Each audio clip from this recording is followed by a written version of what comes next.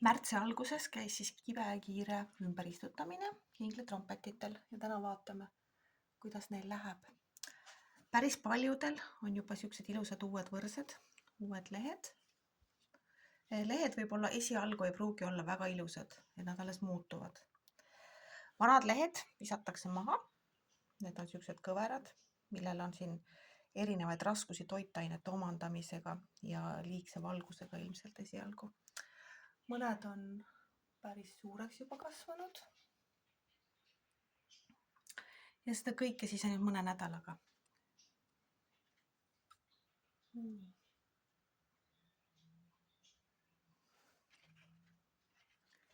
Teised on mul siin akna peal. Kirjulehelised. Pidevalt tuleb loomulikult kontrollida kahjureid. No, mina kontrollin tavaliselt lehtede alt.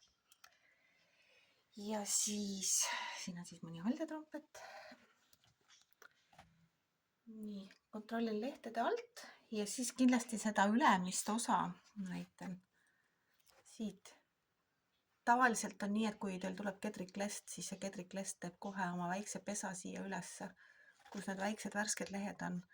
Ja kui te näete juba siin siukest ämbliku võrku, väiksed täpikesi sees, siis see kindlasti on kedriklest. Aga mina ei hakkagi enne üldse midagi tegema või muretsema, et ma üritan alati ennetada. Et sellepärast ma olengi näidanud seda, et ma pritsin päris tihti taimi. Täitsa kohe märjaks varred. Nii et ajada minema need kahjurid. Kuna nendele ei meeldi häirimine ja segamine, siis see on nagu kõige parem ja tavaliselt on nii, et need ei teki ka. Nii et kindlasti soovitan proovida.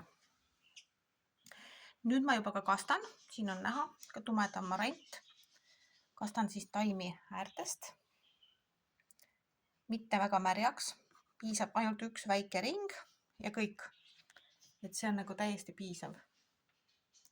Sest et lehed on ilusad, lehed on tugevad.